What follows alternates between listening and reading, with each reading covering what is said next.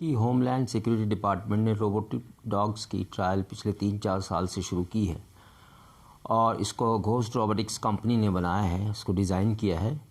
और ये जो रोबो डॉग्स है एक मशीन है जिस पे तरह तरह के सेंसर लगे हुए हैं और इसका उपयोग जो है और इसकी ट्रायल है कस्टम और बॉर्डर प्रोटेक्शन डिपार्टमेंट जो है अमेरिका का वो करेगा, जो होमलैंड सिक्योरिटी के अंतर्गत आता है। तो इसका मतलब यही हुआ ये लड़ाई के लिए नहीं बल्कि मेनली सर्वेलेंस के लिए इसको ट्रायल किया जा रहा है, क्योंकि इसमें सर्वेलेंस के लिए सारे सेंसर्स फिटेड हैं।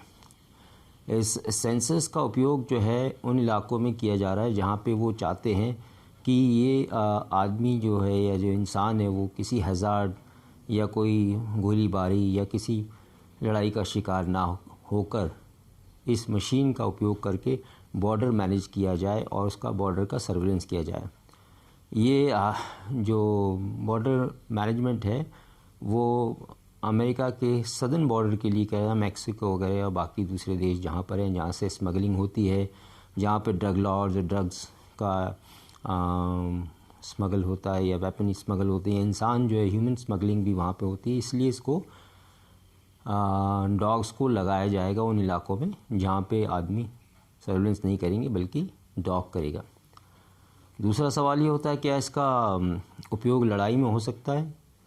अभी इसके बारे में सोचा नहीं गया है, क्योंकि ये एक फोर्स मल्टीप्लायर के रूप में बॉर्डर मैनेजमेंट टीम के साथ काम करेगा। अगर हम कंपेयर करें तो इंडिया की जो बॉर्डर मैनेजमेंट है, पुलिस जो CAPF है, सेंट्रल आर्म्ड पुलिस फोर्सेस, वो करती हैं, जैसे BSF है या ITBP है या SSB और दूसरे जो ऑर्गेनाइजेशन है जिनको लगा रखा है बॉर्डर्स के ऊपर, वो इसका उपयोग कर सकते हैं भारत में। अगर ये टेक्नोलॉजी सक्सेसफुल होती है तो जहाँ इंसान को नहीं भेजना है, इन हॉस्पिटल ट्रेन या डिफ़िकल्ट ट्रेन है, वहाँ पे इसको भेजा सकता है। इसकी कैपेबिलिटी ये है कि ये 2.5 फीट जो है ऊंचाई में है और करीब इसका वज़न जो है 32 kg है। इसके ऊपर एडवांस्ड कैमरे फिटेड हैं, इसके ऊपर लिसनिंग के लिए सेंसर्स है, ऑडियो सेंसर्स हैं, इसके ऊपर nuclear, chemical, biological warfare sensors हैं। जिस भी तरह के सेंसर्स के ऊपर लगाए जा सकते हैं जिससे कि जो भी इंफॉर्मेशन जो ये कलेक्ट करता है ये वाईफाई या RF या फिर SHF या और अदर फ्रीक्वेंसी बैंड के ऊपर ये ट्रांसमिट करता है अपने बेस को, जहाँ पे इस इंफॉर्मेशन को या इस इंटेलिजेंस को एनालिसिस करके उसके ऊपर एक्शन लिया जाता है। यहाँ तक इसकी रेंज की बात है, ये 12 किलोमीटर जा सकता है जब तक कि इसकी बैटरी फुली चार्ज है। और ये सभी टेरेन में इसको सक्सेसफुली यूज़ करके देखा है, चाहे वो डेजर्ट हो, सेमी डेजर्ट हो, या हिली हो और प्लेन्स हो, वहाँ पे ये सक्सेसफुली जो है ट्राई इसकी हो चुकी है। जहाँ तक लड़ाई की बात है, चूँकि ये सर्विलेंस का है इसलिए लड़ाई में भी सर्विलेंस के रूप में इसका उपयोग हो सकता है। जैसे कि अगर हम अपनी कंपैरिजन दिखाएं कि लाइन ऑफ एक्चुअल कंट्रोल जो चीन के इनहॉस्पिटेबल ट्रेन है या जहाँ टेम्परेचर -40 डिग्री तक रहता है, वहाँ भी इसको ट्राई किया जा सकता है। और भारत इस तरह की टेक्नोलॉजी में बहुत एडवांस्ड है, जिसमें आर्टिफिशियल इंटेलिजेंस और रोबोटिक्स पे जो काम भारत में हो रहा है, तो ये बहुत अच्छी शुरुआत है। मिलिट्री यूज़ इसका हो सकता है, इसके ऊपर वेपन फिट किया जा सकता है, इसके ऊपर लाइट मशीन गन फिट की जा सकती है, इसके ऊपर रॉकेट लॉन्चर फिट किया जा सकता है और टारगेट्स प्री डिफाइन किए जा सकते हैं। और इसको ऐसी जगह पे डिप्लॉय करा जा सकता है जहां आदमी को जाने की ज़रूरत नहीं है और इसको जो है रिमोट से ही ऑपरेट किया जा सकता है। और ये एक्सपेंडेबल है क्योंकि इसमें इंसान की जान बचती है जिसकी कीमत बहुत ज़्यादा है। और इस इक्विपमेंट को अगर हम कम कॉस्ट में बनाएं तो इसको एक्सपेंडेबल स्टोर की तरह इस्तेमाल किया जा सकता है। और जो भी इंफॉर्मेशन ये देगा उसके लिए आपको कमांड कंट्रोल सेंटर बनाने पड़ेंगे जिससे आप उसका एनालिसिस कर सकें। तो इस तरह से मिलिट्री उपयोग भी इसका होएगा। मेरे को ऐसा लगता है कि बहुत जल्दी ही इसके ऊपर ट्रायल होगा और ये हर जगह डिप्लॉय होगा, हॉस्पिटेबल ट्रेन में, इन हॉस्पिटल ट्रेन में, जंगल्स में, हर जगह ये काम करेगा और सर्वेलेंस करेगा।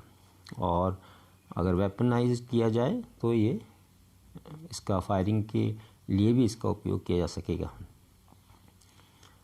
और जहाँ तक आर्टिफिशियल इंटेलिजेंस की बात है, आर्टिफिशियल इंटेलिजेंस वो होती है जिसको कि बना के जो है किसी मशीन को अपलोड किया जाता है, मशीन में फिट किया जाता है। और जो नेचुरल इंटेलिजेंस है वो इंसान और जानवरों दोनों में होती है। ये प्रकृति की देन है जिसके अंदर इंटेलिजेंस होती है इंसान और जानवर में, जिसको हम नेचुरल इंटेलिजेंस बोलते हैं। इसी तरह के इंटेलिजेंस बना के सॉफ्टवेयर के प्रोग्राम के रूप में मशीनों में, कंप्यूटर्स में, हार्ड डिस्क ड्राइव में जो है डाली जाती है, जिसकी वजह से जो है मैकेनिकल और इलेक्ट्रिकल ऑपरेशंस होते हैं। जैसे कि आपको एग्जांपल के लिए बताऊं, अगर ऑडियो कमांड की बात करें या वॉइस, ह्यूमन वॉइस की बात करें, तो जैसे एलेक्सा या अमेज़ॉन या बाकी जो सिस्टम है, कोर्टाना, ये सब आपकी आवाज़ सुन के उसके ऊपर एक्शन लेते हैं। तो इनको प्री डिफाइन किया गया है कि ये ह्यूमन वॉइस है, इसका जवाब अगर ये बोलता है तो इसको ये करना है। तो आर्टिफिशियल इंटेलिजेंस के कई प्रोग्राम होते हैं जिसमें लोग अपनी वॉइस देते हैं, कमांड देते हैं तरह तरह की, जिसको मशीन में भरा जाता है और मशीन उसके हिसाब से उसको कमांड को करके उस एक्शन को पूरा करती है।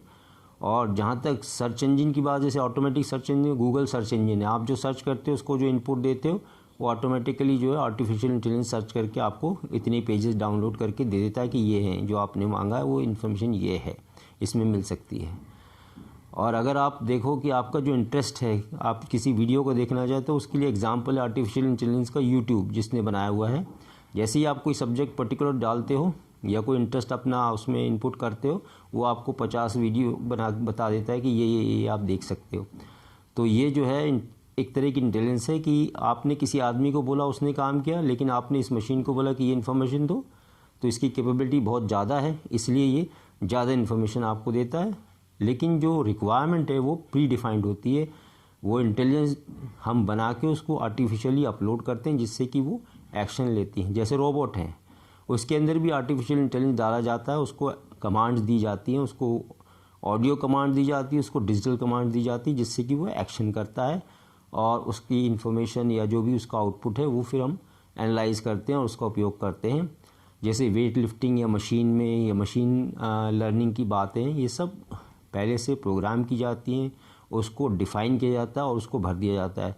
तो अगर हम ये कहें कि किसी इंसान का जो दिमाग की इंटेलिजेंस है उसको हम ऑडियो फॉर्म में या डिजिटल सिग्नल के फॉर्म में बनाएं, उसको प्रोग्राम करें और उसको एक मशीन में डाल दें और मशीन को उसी तरह के हम लिम्स दें या हाथ पैर चलाने के लिए उसके मूवमेंट्स दें, उसका एक दिमाग हमने भर दिया है कंप्यूटर की मेमोरी की वजह से, और दूसरे हमने उसको सेंसर्स दे दिए, जैसे देखने के लिए कैमरा, सुनने के लिए, लिसनिंग के लिए ऑडियो सेंसर्स, और मैकेनिकल मूवमेंट के लिए उसको मैकेनिकल मूवमेंट, मोटराइज मूवमेंट दे दिया। तो वो आर्टिफिशियल इक्विपमेंट जो है वो ह्यूमन को रिप्लिकेट करता है लिमिटेड सेंस में, उसी को आर्टिफिशियल इंटेलिजेंस कहते हैं। Thank you.